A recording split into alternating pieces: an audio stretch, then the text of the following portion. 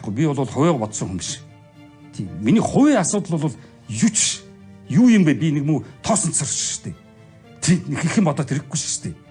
Юу юм би?